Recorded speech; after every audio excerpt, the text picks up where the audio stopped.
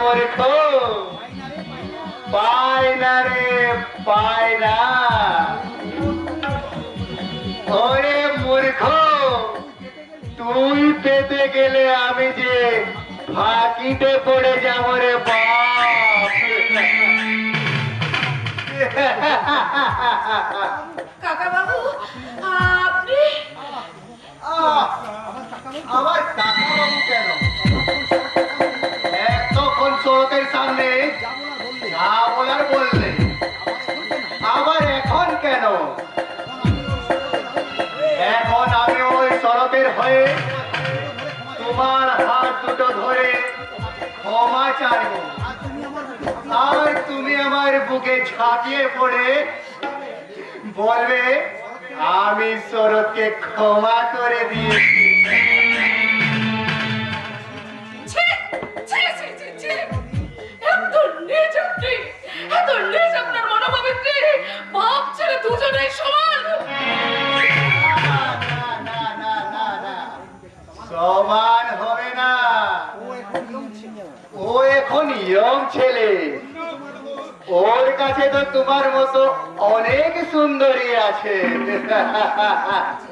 কিন্তু কিন্তু আমার তো বয়স হচ্ছে, তাই তাই তোমাকে আমি হাত ছাড়া করি কি করে? এসো, এসো বলছি। ছেড়ে আমাকে। এসো, ছেড়ে এসো বলছি। এসো।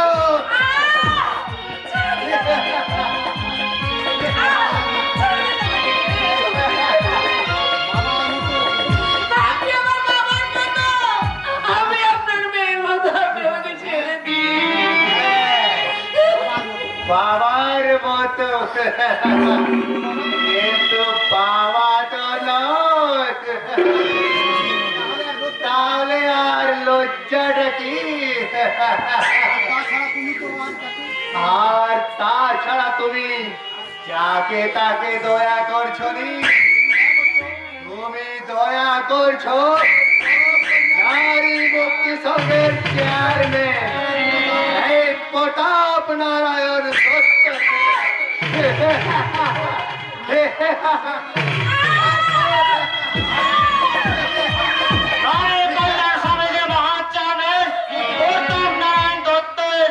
এই মহান দৃশ্যটা আমি আমার ক্যামেরায় বদ্ধ করে রাখলাম।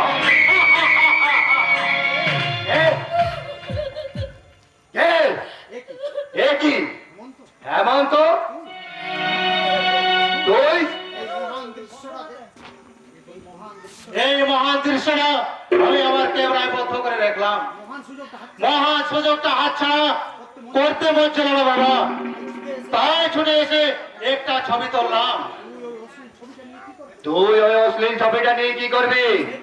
সে কি বাবা, নারী কল্যাণ সমিতি চেয়ারম্যান আর নারী নিয়ে তোলা ছবিটি অশ্লীল হতে পারে? তার ওর ছবি এক কপি দেবো থানায়, আর একটা কপি দেবো নারী কল্যাণ সমিতির দপ্তরে।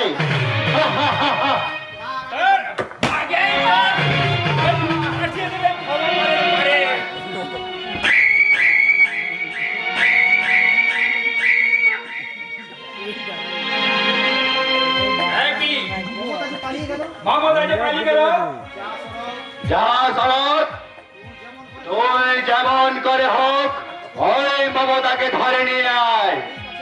ঠিক আছে ডেডে, আপনি একে সামলান, আমি চললাম। মমতাকে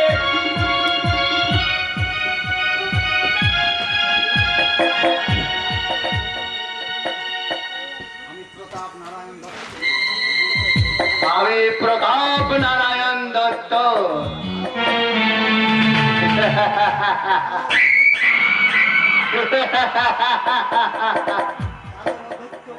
আর ওর অধ্যত্ত কোনদিন সহ্য করব না, আর আজও করব না। আমার কাজে যে বাধা দেবে তারই এই অবস্থা হবে।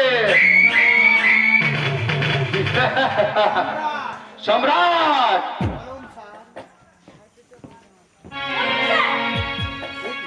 এ কি তুমি? সম্রাট কোথায়? সম্রাট অন্য কাজে বাইরে গেছে, যাবার আগে আমাকে বলতে পারে। বিড়াল দিয়ে বাঘ শিকার করা যায় না মিলি। এক শোন, সম্রাট এলে তাকে দিয়ে হেমন্তকে তুলে আমার গুপ্ত বাড়িতে রেখে দিয়ে যাবি। কিন্তু স্যার, ও তো আপনার ছেলে। না, ছেলের পরিচয় সব সময় ছেলে নয়। বনেদি বংশদত্ত পরিবারের মানুষ আমি প্রতাপ নারায়ণ দত্ত। আমার কাছে যে বাধা দেয় তাতে ছেলের রক্তর প্রলয় আমি দ্বিধাবোধ করব না। ওকে, অয়েল ইয়োর ইয়ন মেসেজ। হেমন্ত, হেমন্ত, তুমি মনে হয় জানো না যে আমি ডাক্তার অহংকারের নির্রক্ত, তোমাকে ভালো থাকতে, ভালো কাজ করতে দেবে না। হেমন্ত, হেমন্ত,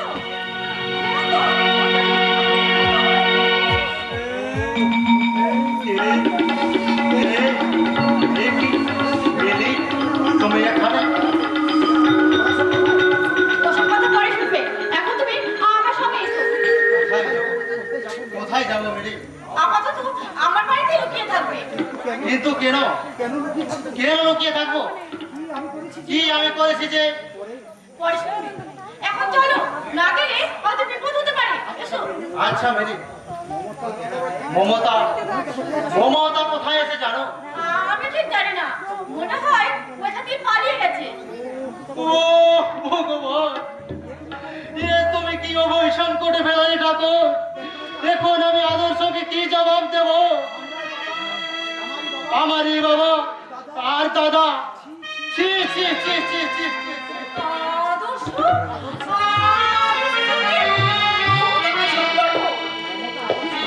মমতা আদর্শের নিজের দিদি।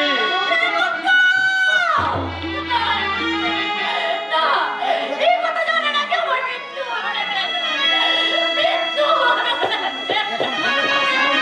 এখন ভেঙে বলার সময় নয় মিলি, আমাদের যে অনেক কাজ বাকি আছে।